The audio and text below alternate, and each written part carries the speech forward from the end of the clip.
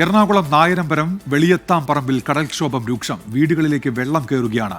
സ്ഥലത്ത് നിന്നിപ്പോൾ സൂര്യശ്രീ തത്സമയം ചേരുന്നുണ്ട്. സൂര്യശ്രീയും വലിയ കടലാക്രമണമാണോ? എന്തൊക്കെയാണ് വിവരങ്ങൾ?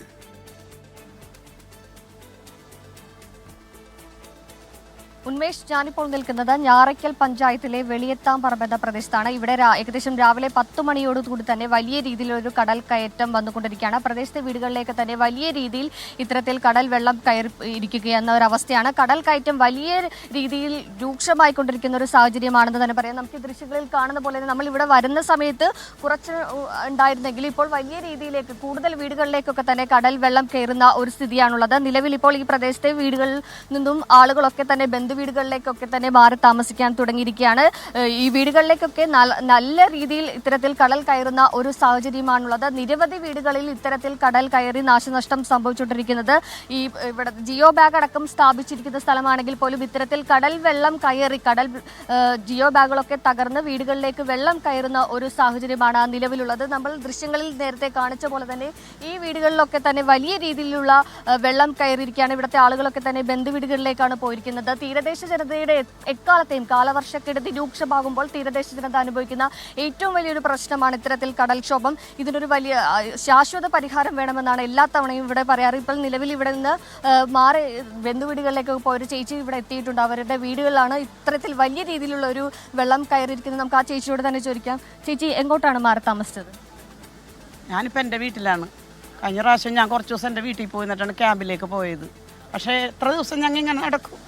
അവിടെയും കടലിൽ മത്സ്യത്തൊഴിലാളി തന്നെയാണ്. അവരും അങ്ങനെയല്ല ജീവിക്കണത്. ഞങ്ങൾ അച്ഛനും അമ്മയുണ്ട്. ഞങ്ങൾക്ക് 85 വയസ്സുണ്ട്. അമ്മനെ ബന്ധുവീട്ടിൽ വേറെ ബന്ധുവീട്ടിൽ നിർത്തിയേക്കണേന്ന്. ഞങ്ങൾ ഇങ്ങനെ 4 പേര് 4 വശത്തായിട്ട് നടക്കണേന്ന്. ഞങ്ങൾക്ക് ഇതിനൊരു സുരക്ഷിത മാർഗം ഞങ്ങൾക്ക് തരണം. കണ്ട വീടിൻ്റെ അവസ്ഥ അല്ല, കടൽ വെള്ളം കൊണ്ടുകൊണ്ടാണ് ഈ വീട് ഈ അവസ്ഥയിലായത്. അധികം കാലമൊന്നുമായിട്ടല്ല ഞങ്ങൾ ഈ വീട് വെച്ചിട്ട്. കടൽ വെള്ളം അടിച്ചടിച്ചാണ് ഞങ്ങളുടെ വീടിൻ്റെ അവസ്ഥ. അകത്തുള്ള സകല സാധനങ്ങൾ നഷ്ടപ്പെട്ട് ഒരു കുടുംബത്തിന് വേണ്ടുന്ന എല്ലാ ഉപകരണങ്ങളും നഷ്ടപ്പെട്ടിരിക്കുന്നത്. ഒന്നുമില്ലാത്ത അവസ്ഥയിലാണ് ഞങ്ങൾ നിൽക്കുന്നത്. ഞങ്ങൾക്ക് അതിനൊരു മാർഗം സർക്കാരിൽ നിന്ന് തരണം. അല്ലെങ്കിൽ ഞങ്ങൾ അതിൻ്റെ മാർഗം നോക്കും. ഞങ്ങൾ ഈ പറഞ്ഞതുപോലെ ഞങ്ങൾ കടലിൽ ചാടിച്ചാവും. അതേ ഉള്ളു ഞങ്ങൾക്ക് മാർഗം. ഞങ്ങളുടെ ഈ തീരദേശത്ത് കിടക്കണവർ ആ ഒരു മാർഗവും ഞങ്ങൾക്കുള്ളു. അല്ലാണ്ട് ഞങ്ങൾക്കൊരു സമ്പാദ്യമില്ലാത്ത രാജ്യമാണിത്.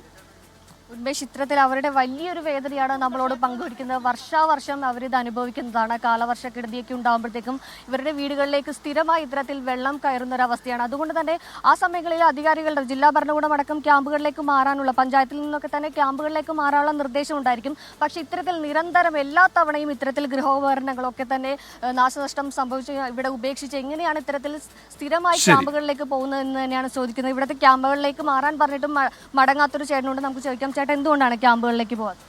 ക്യാമ്പുകളിൽ നമ്മൾ പോയിട്ട് 2-3 ദിവസം അവിടെ പോയി നിൽക്കും. അവിടെ നിന്ന് കുറച്ച് ഭക്ഷണം കിട്ടും. നമുക്കൊരു അനുകൂലമോ കാര്യങ്ങളില്ലാതെ നമ്മുടെ കാര്യം നമ്മളെ വീടുകൾ നശിക്കണി കാണുന്നത്.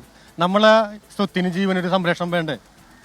നമുക്ക് വേണത്തിൽ ഇവിടെ നല്ലൊരു സംരക്ഷണം വേണം. ഒന്നിലെ ചെല്ലാനത്തെ പോലെ എന്തെങ്കിലും ടെട്രോപ്പേഡ് എന്തെങ്കിലും വേണം.